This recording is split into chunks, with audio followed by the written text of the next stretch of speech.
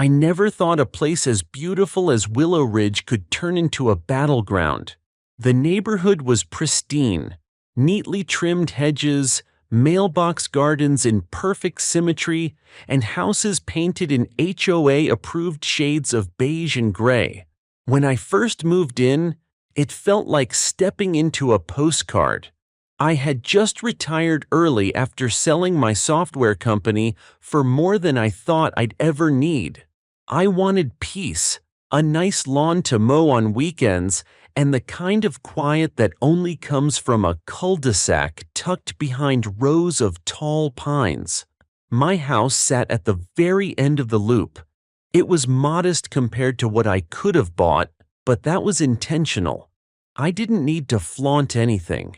I was happy spending mornings sipping coffee on my wraparound porch and evenings tinkering in the garage. My wife, Angie, loved the garden out back, and our teenage daughter, Lily, had made fast friends at the local high school. Life was good, but that illusion shattered the moment I met the HOA president, Cheryl Maddox. She showed up 3 days after we moved in, clipboard in hand, stiff blazer on despite the 90-degree heat, and a smile so fake you could smell the plastic. She welcomed us in the most formal, condescending way possible, acting like she was doing us a favor by allowing us into her neighborhood. Cheryl wasn't just a stickler for rules. She was the kind of woman who got high off enforcing them. "It's lovely to have new blood on Maple Loop," she said, eyeing the edge of my lawn like it was a crime scene. "I trust you've read the HOA charter thoroughly. We take compliance very seriously here." I nodded politely, though I hadn't read a word of it. I didn't think I had to. I had paid cash for my home. I wasn't renting a condo. I owned this property. But I quickly learned that ownership meant nothing when you lived under an HOA. They had rules, power, and worst of all, the legal teeth to make your life miserable. It started with little things. A letter in the mailbox about my mailbox itself, too modern in style. Then a warning about my garbage cans being visible for too long after pickup. Angie laughed it off at first, joking that Cheryl must have a binocular collection. But when the third notice came, a formal violation over a non-compliant hose reel, I realized they weren't kidding. I tried to play along. I replaced the mailbox with an HOA-approved one, hid the trash cans behind a lattice screen, and even moved the hose reel to the garage. But I drew the line when they complained about my solar panels. That one made no sense. I had paid extra to get them installed by a company that did HOA compliance checks. But Cheryl wasn't having it. "They reflect sunlight into my breakfast nook," she complained one morning at a board meeting. "It's disruptive." I stood my ground that time, and maybe that's what set things in motion. Over the next few months, the violations came faster. Sometimes twice a week. Lawn too long, fence too short, shed not painted the correct shade of cedar beige. I knew then that this wasn't about rules. It was about control. Cheryl couldn't stand that I wasn't afraid of her or impressed by her little title, but I still tried to keep peace. Angie begged me not to escalate. "We just got settled," she said. "Let's not turn this into a war." I agreed. Until they came for my water. It started subtly, a trickle instead of a stream from the kitchen faucet, sporadic pressure in the upstairs showers. I thought maybe the pipes were clogged or the pressure regulator needed replacing. I had a plumber come out. He checked everything and gave me a strange look when he was done. "Your plumbing's fine," he said, "but someone's messing with your main line. The valve outside has been adjusted, twice." I blinked. "What do you mean adjusted?" "I mean, someone's been partially closing it off. That's not a maintenance error. That's deliberate. I asked him to show me. We walked out to the meter box at the curb. He lifted the lid and pointed to the valve. There were fresh marks on the bolt, like someone had used a wrench on it recently. It didn't make sense. I hadn't touched the thing. And Angie wouldn't know how if she tried. You might want to call the water company, the plumber added. They'll have a log of service calls. See if someone's been out here. But off the record, if this keeps happening, put a padlock on it. That night, I called Pine Valley Utilities, the local water supplier. After a few minutes on hold, a supervisor pulled my address up. There were 2 field visits in the last 30 days, he said. Both were at the request of the HOA. My stomach dropped. What was the reason? They flagged your residence for suspicious consumption irregularities, which is odd because your usage is pretty normal. Still, they requested we reduce flow pending further investigation, without informing me. Well, legally, if the HOA is listed as a managing agent on the community utility agreement, they can request adjustments under certain thresholds. Did you sign an agreement with them? I hadn't. But when I checked the HOA documents, now reading them properly for the first time, I found a clause that chilled me. In tiny legalese, it said the HOA had partial administrative oversight of utility servicing in coordination with Pine Valley Utilities, thanks to a joint contract formed by the neighborhood's original developer. So they could mess with my water and there wasn't a thing I could do, at least not yet. I wasn't just angry. I was livid. They had crossed a line. You don't mess with a man's water. You don't risk his wife and daughter's comfort or health over a grudge. I confronted Cheryl at the next HOA meeting. I didn't raise my voice. I didn't storm the clubhouse. I stood up, looked her dead in the eye, and asked, "Did you order my water pressure to be cut?" She smiled that same synthetic smile and replied, "We acted within our administrative authority. If you're concerned, you're welcome to file a written complaint." I didn't file a complaint. I started making phone calls. Over the next few weeks, while Cheryl and her little regime tightened their grip on the neighborhood, I was having lunch with Pine Valley's former co-founder, setting up meetings with city council members and researching corporate acquisitions. Most people don't know this, but in smaller towns, a lot of utilities are contracted out to third-party providers. The city didn't own Pine Valley Utilities. A privately held parent company did, one with a board that hadn't seen fresh investment in years. And I had cash. Lots of it. That's when the idea took root. If they wanted to play with water, I'd flood the boardroom. I wouldn't fight the HOA on their terms. I'd change the terms entirely. I wasn't going to file complaints. I was going to buy the damn water company. I dove into the acquisition process like a man on a mission. It wasn't about revenge at first. It was about self-preservation. I wasn't going to let a petty HOA president control something as essential as my water. But the deeper I got into the details, the more personal it became. Pine Valley Utilities, I discovered, was a shell of a company. It had been around for over 40 years, but was being run like it was still the 1980s. The infrastructure was decent, but the leadership was non-existent. The company had 3 major contracts, including Willow Ridge, and their margins were paper thin. Their parent company, an aging investment group in Cincinnati, had been trying to offload the utility for years with no takers. Until I came along. I hired a corporate attorney, a pit bull of a negotiator named Max Brenner. He wasn't cheap, but I didn't need cheap. I needed fast and discreet. Within 2 weeks, Max had a virtual data room set up, NDAs signed, and an exploratory purchase proposal on the table. The board of the parent company was ecstatic. They thought I was a tech guy looking to diversify. They had no idea I had a personal grudge against one of their smallest contract clients. While the legal gears turned, I kept playing dumb.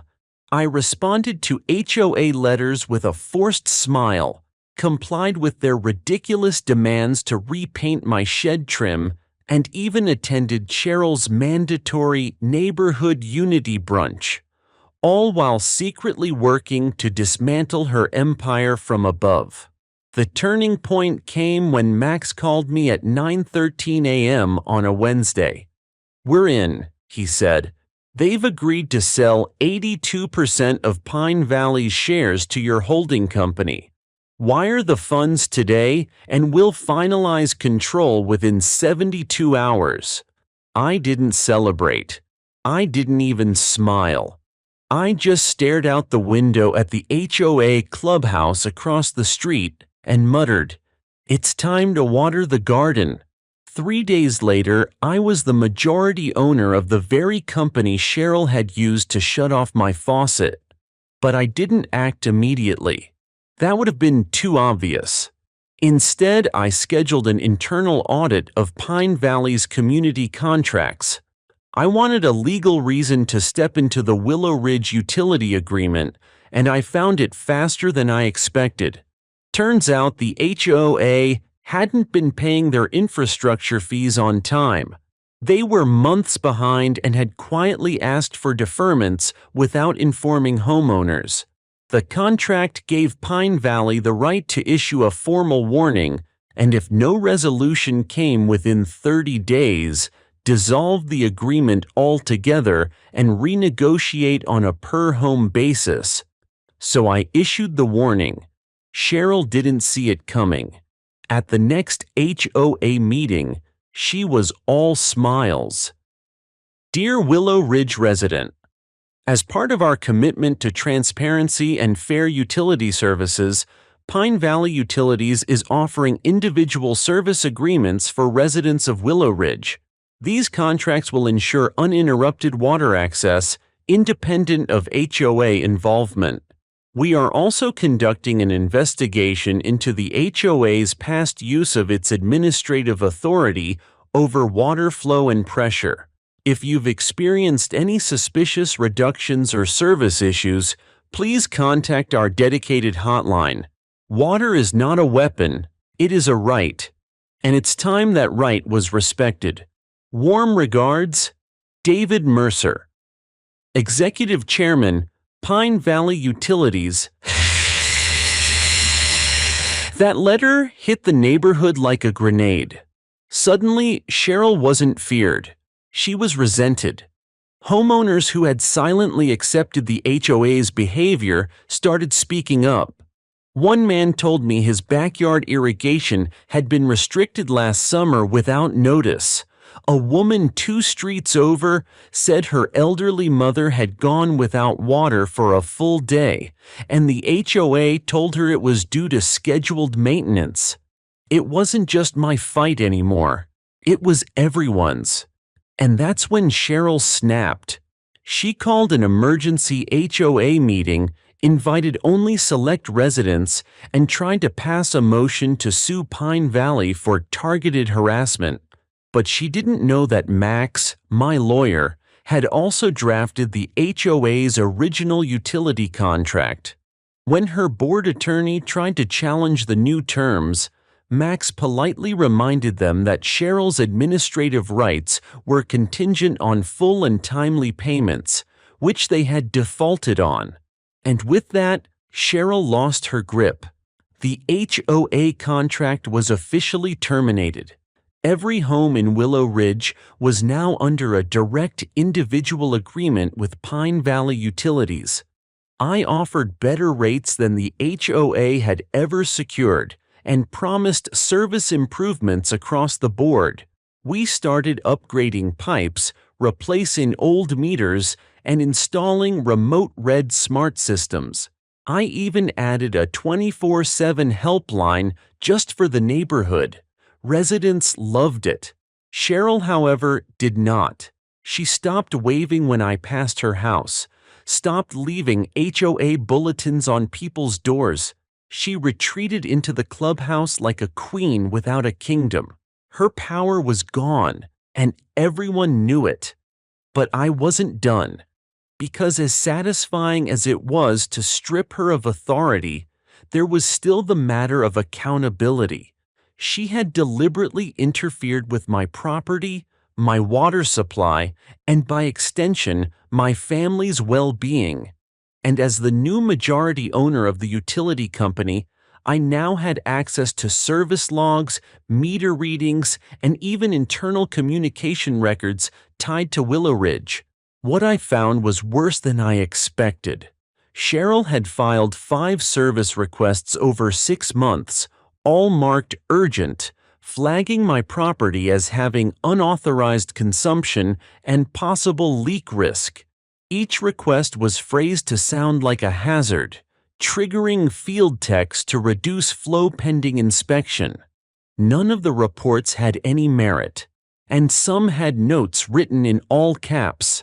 Do not notify resident. HOA has instructed silence. I had the receipts, and I was going to use them. The evidence I uncovered wasn't just damning. It was the kind of thing that could torch reputations and send lawsuits flying. Cheryl had gone beyond petty tyranny.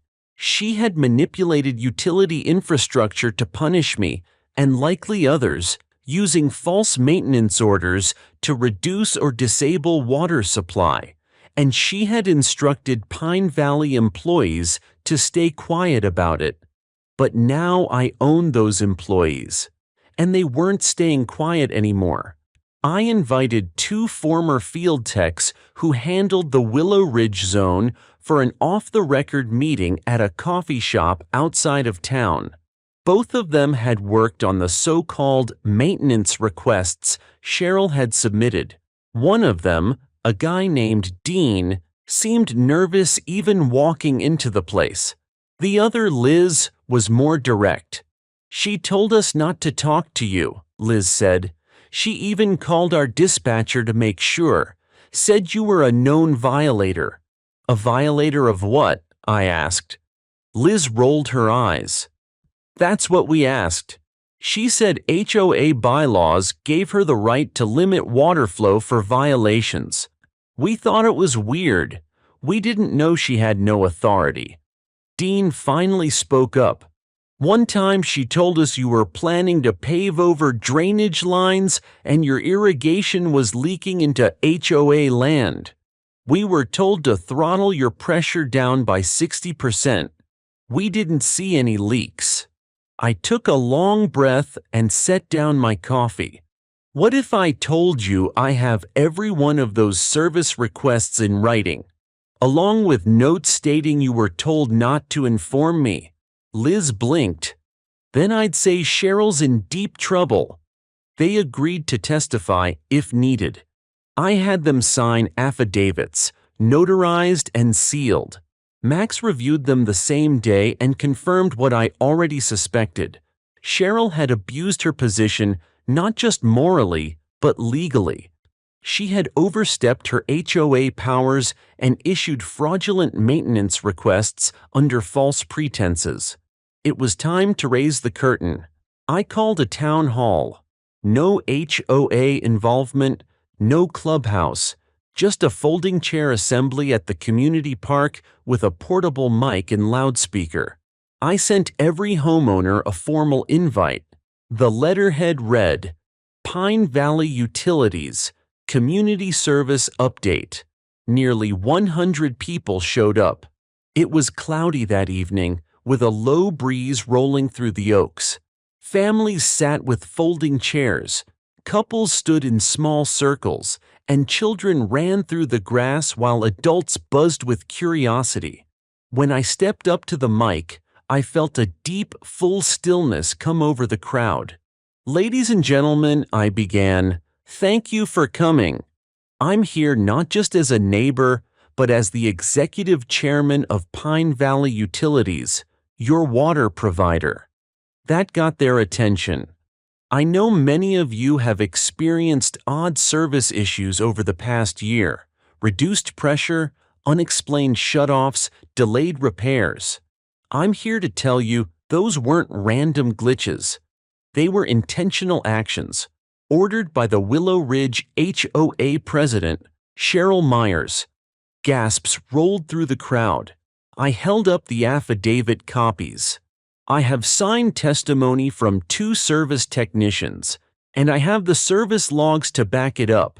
These orders were made under false pretense and with the clear goal of manipulating access to water, your water, as punishment or leverage. People began murmuring, some visibly angry. I let it settle before continuing. But the good news is, she doesn't have that power anymore. The HOA's utility contract was terminated for breach, and every home here now has a direct private agreement with Pine Valley. Rates are lower, service is better, and you now control your own access without interference. There was applause, short at first, then growing.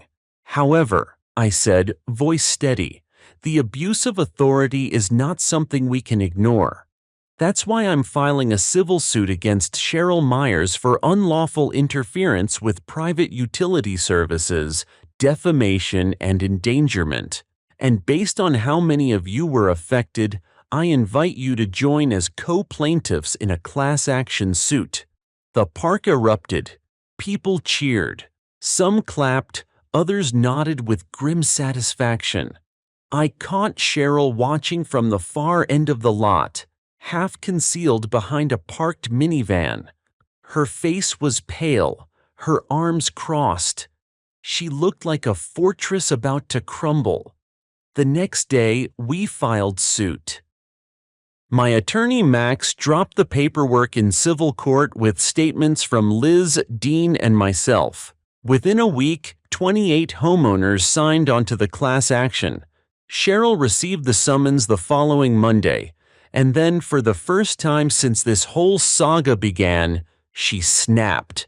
She stormed out of her house, marched down my driveway, and pounded on my front door like she was trying to break it down. I opened it calmly, cup of coffee in hand. "You smug little parasite," she spat. "You think this makes you a hero?" "No," I said coolly. "Just a property owner who believes in turning on the faucet when I need to. You've humiliated me. You lied to this entire neighborhood. You're trying to destroy everything I've built. You destroyed it the moment you turned off my water, Cheryl. I just made sure you couldn't do it again." She stood there shaking with fury, but she was powerless now. No leverage, no contracts, no allies. Just a legacy of resentment and a stack of legal trouble hanging over her like a storm cloud. She left without another word. The lawsuit took its course, and while Cheryl didn't end up in jail, the financial hit was brutal. The court ruled in our favor. Cheryl was fined, forced to resign from the HOA, and barred from holding any leadership role in a housing organization for 5 years. A hefty payout was split among the co-plaintiffs. Hers came from the sale of her second property and her once prized Lexus convertible. But more importantly, the neighborhood changed. Without Cheryl's chokehold, the HOA was restructured. New leadership was elected. People who actually cared about community over control. People who listened instead of ruled.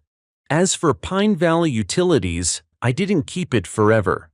A year after stabilizing operations and implementing tech upgrades, I sold it to a regional utility co-op for a tidy profit. They kept most of the staff and maintained the improved terms for Willow Ridge. And me?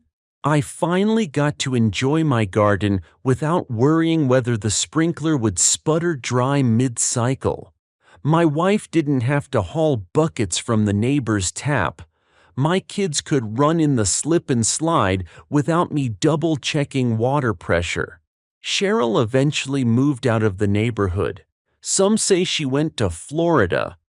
Others say she tried to start another HOA in a gated retirement community. I wouldn't be surprised, but I'll tell you this. If she tries to play games with someone else's water down there, I hope they buy the whole damn treatment plant. Because sometimes the only way to fight back is to own the system they think controls you. News of Cheryl's fall spread like a wildfire. Local real estate agents were buzzing, Facebook neighborhood groups lit up with speculation, and a few retired couples started hosting backyard gatherings with the theme, "Goodbye to Tyranny." Someone even made t-shirts that said, "Got water? Thanks, Greg." To be honest, I wasn't trying to be a hero. I just wanted my dignity and my water back. But people started treating me like I had led some kind of suburban revolution. I couldn't walk my dog without being offered fresh tomatoes, free landscaping help, or just a quick question about how I'd done it. What they didn't realize was that revenge, if you can even call it that, came with its own headaches. Even after Cheryl was out, there were loose ends. The HOA's finances were in shambles. Turns out, Cheryl had been funneling funds into side contracts with vendors she was personally connected to. She'd used HOA dues to sponsor events that only her clique attended. And most infuriatingly, she had racked up nearly $30,000 in legal fees defending herself with HOA money before she was officially removed. Once the new board took over, led by an unlikely trio of retirees, a young couple, and a firefighter named Joe, they asked for my help again. Not as some kind of vigilante, but as someone who had dealt with the system, dismantled it, and understood its weaknesses. "Greg," Joe said at one of our early meetings, "we want to rebuild, not just reset. You've already done half the job. Help us finish it." I was hesitant at first. After everything, I just wanted peace. But the new leadership felt different. They weren't power-hungry. They were tired. Tired of watching their neighborhood rot under control. So I agreed. We started with transparency. The first thing I suggested was putting all HOA policies online. Real transparency. Not the legalese that nobody read, but plain language explanations of each rule, who voted for them, and what they cost. Then we opened financial records for review. What we found was staggering. Cheryl had approved nearly $80,000 in landscaping upgrades to areas that didn't need them, areas right outside her own home. She had doubled security patrol contracts with her nephew's company. And worst of all, she had funneled over $12,000 toward communications improvement, which turned out to be surveillance cameras placed around her street. Not for safety, but to spy on residents. I'll never forget the day we pulled that footage. One file literally showed her zooming in on a neighbor's lawn at 2 a.m., whispering to herself, "That's 2 inches over regulation." We had it all, and instead of hiding it, we showed it. We created a community night at the local high school gym and broadcast the footage, the documents, and the receipts. The reaction was electric. People were angry, sure, but more than that, they were relieved. Finally, the nightmare had a face, and that face was no longer in power. We held a vote to remove all bylaw clauses that gave discretionary enforcement to the HOA president. That passed by a 93% margin. The remaining 7% were probably too stunned or embarrassed to admit they'd supported Cheryl all along. But as things improved inside Willow Ridge, there was still outside pressure. Cheryl wasn't done with me. A few weeks after the lawsuit wrapped up and she was forced to resign, I received a notice from a law firm in Florida, her new residence. It claimed I had maliciously defamed her reputation and interfered with her ability to earn a living. She wanted damages, $500,000 worth. It was laughable, of course, but it still required legal response. Max handled it with the same icy professionalism he always did. "She's trying to drain your time, not win," he said. "But let's give her what she's not expecting." We filed a counterclaim, one that included a cease and desist, an itemized breakdown of her misconduct, and a fresh round of evidence from a whistleblower who used to work for her nephew's security company. Turns out, Cheryl hadn't just been spying. She had instructed those security guys to enter properties under the pretense of safety checks. They'd taken photos of license plates, peeked into backyards, and once even tried to open a garage door to inspect for hazard violations. That was the final straw. The Florida attorney dropped the case 2 days after we filed.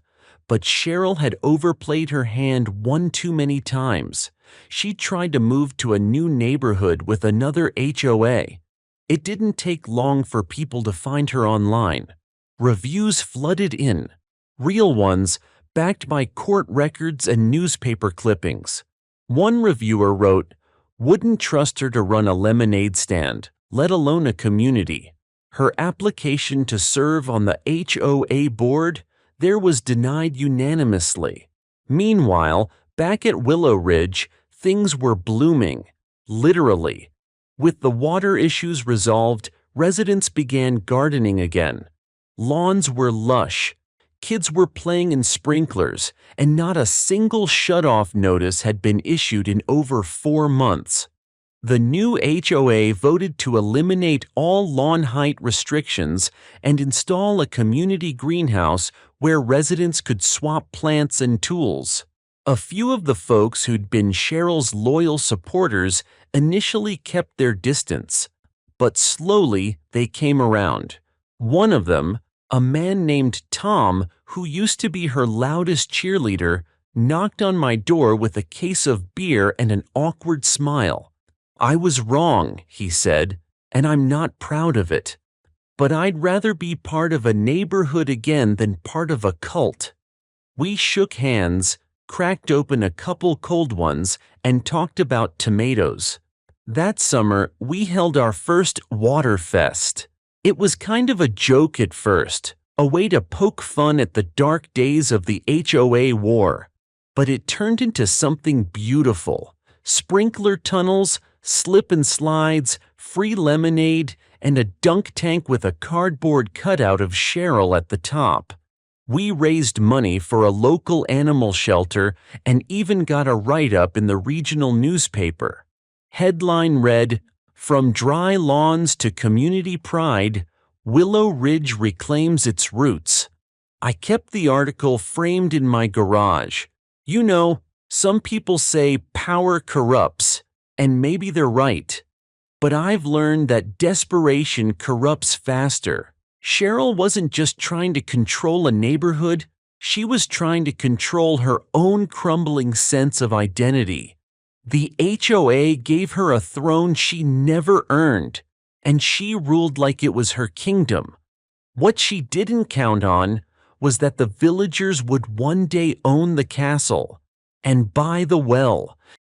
If there's one thing I learned during the fight with the HOA, it's that power structures don't collapse quietly.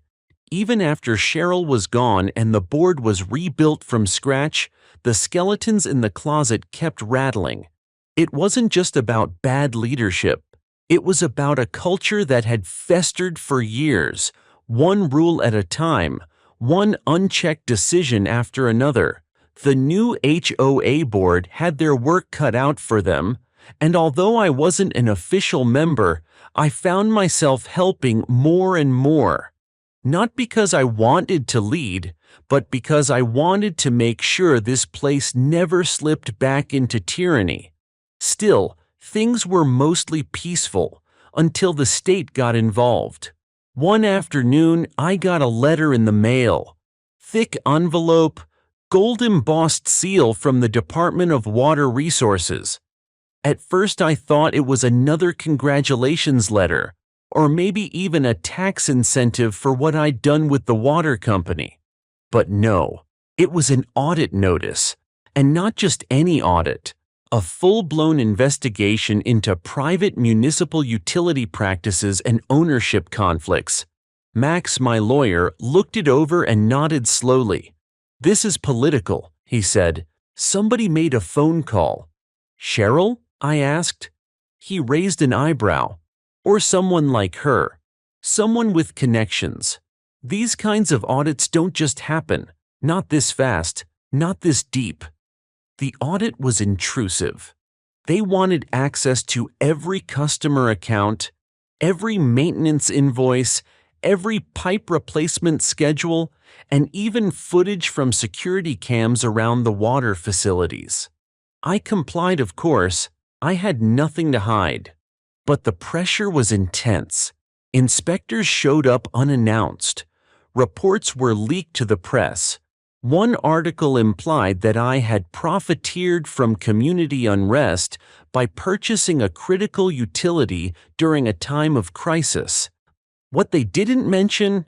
I was charging less than the previous utility company. No connection fees, no inflated surcharges, just flat rates, transparent policies, and, most importantly, no threats of shutoffs for minor HOA disputes. The community rallied. Hundreds of residents from Willow Ridge and surrounding neighborhoods signed a petition defending the new water service. Some even held a peaceful protest in front of the county's water board office, holding signs that said, "We choose Greg's water. Clean, fair, ours. Keep the politics out of our pipes." After weeks of investigations and media noise, the department concluded there was no evidence of regulatory violation or customer exploitation. But they included a warning: private ownership of essential utilities will remain under close scrutiny. Translation: they were watching me now, and if I slipped, they'd be ready. So I doubled down on transparency. I hired a compliance officer, opened monthly town halls, offered water education programs to local schools, even built a small visitor center next to the filtration plant so people could see exactly where their water came from. The place became a symbol of independence, and not just for our neighborhood. Soon, neighboring HOAs started reaching out. Turns out, Willow Ridge wasn't the only community being strangled by outdated policies and power-tripping board members. In one neighborhood 3 miles south, residents were fined for having bird feeders. Another was threatening foreclosure over a mural painted on a kid's fence. And in nearly all of them, access to utilities, water, waste, even electricity in some areas, was being used as leverage. That's when the idea hit me. What if the solution wasn't just fixing Willow Ridge? What if we could build a coalition of neighborhoods, a network of communities that shared services, protected residents' rights, and made HOAs accountable again? It sounded crazy, but so did buying a water company. With help from Max and a few civic-minded volunteers, we launched something called Commons United. The mission: to help residents push back against abusive HOA practices by offering legal support, educational tools, and, where possible, alternative ownership of basic services like water, waste, and security. We started small: one lawyer, one website, and one office in my garage. But it grew. By the end of the year, Commons United had helped 5 neighborhoods renegotiate HOA contracts. 2 were exploring options to buy their own water rights, and 1 had filed a lawsuit to remove an entire board for financial fraud. We even got some media attention. A local PBS affiliate did a special called Neighborhoods in Revolt, featuring interviews with residents who'd been empowered by our group. I watched it with a bowl of popcorn and a grin on my face. For once, I wasn't the center of the story. The camera showed other people, ordinary folks, standing up for themselves. That's when it hit me. I didn't just get my water back. I helped other people get their voice back. But of course, not everyone was happy. About 6 months after the Cheryl saga ended, I got a certified letter. The envelope was plain, no return address. Inside was a single printed page with bold letters. "You're disrupting the balance. Back off." No signature. No hint at who sent it. It felt juvenile, like some angry teen prank. But Max took it seriously. We traced the mail drop, but it had been left at a rural outpost outside the city with no cameras, no fingerprints, nothing. That wasn't the last one either. A few weeks later, my water plant security system picked up footage of a man in a ski mask trying to tamper with a valve. He didn't get far. Our new cameras alerted local PD, and he was gone in minutes.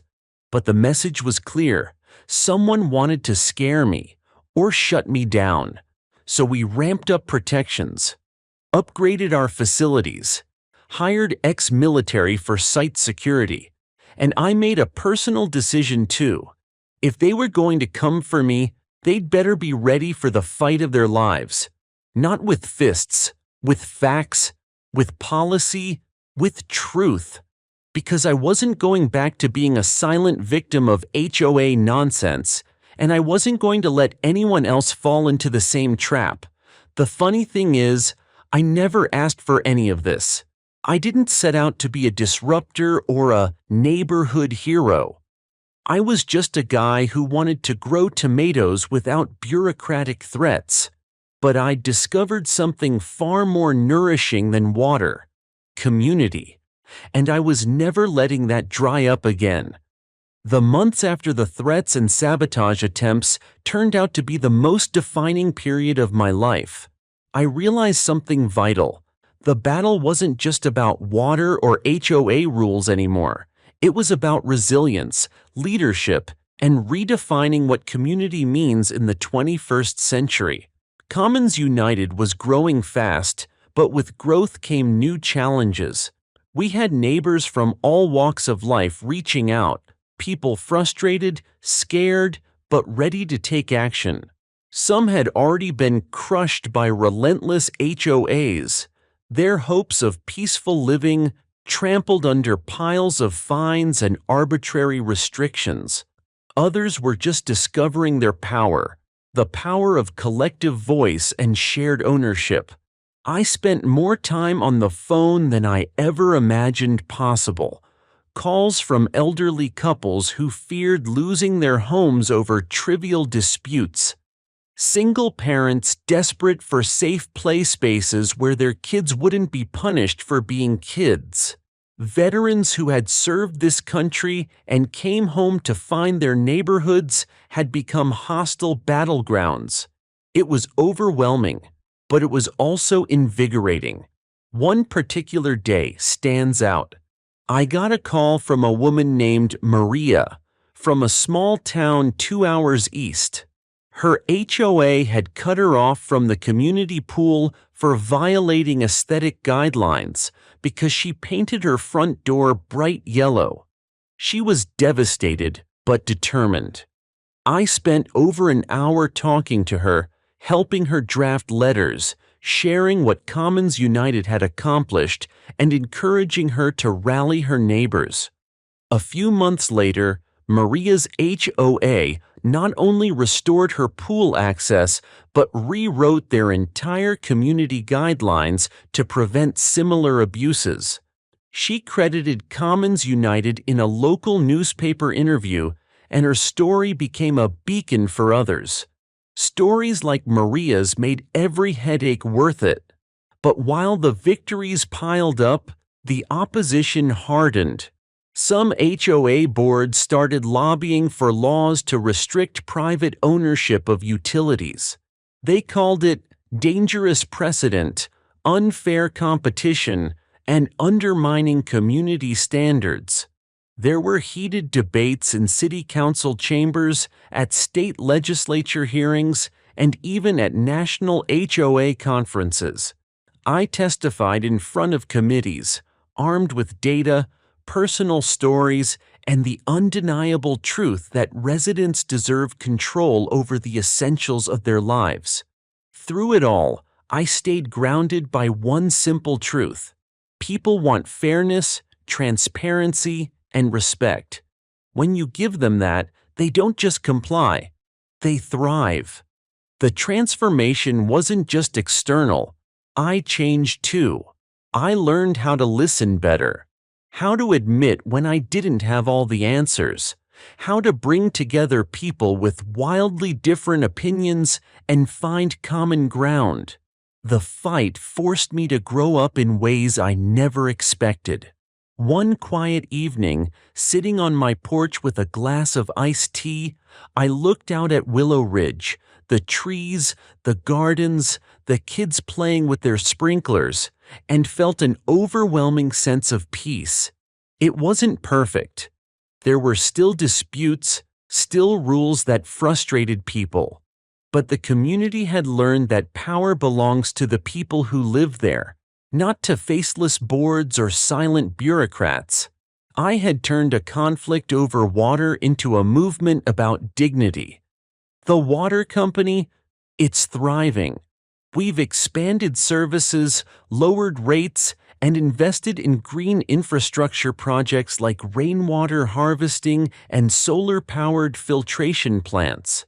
We're no longer just a utility. We're a partner in the community's future. And the HOA, it's no longer a bully. The new board meets regularly with residents. They consult on decisions. They remember that their job is to serve, not to control. That's the story I want people to hear. That when a small group of people refuses to accept injustice, even something as basic as water, they can change everything. I never imagined buying a water company would lead to this. But then again, life has a funny way of surprising you when you least expect it.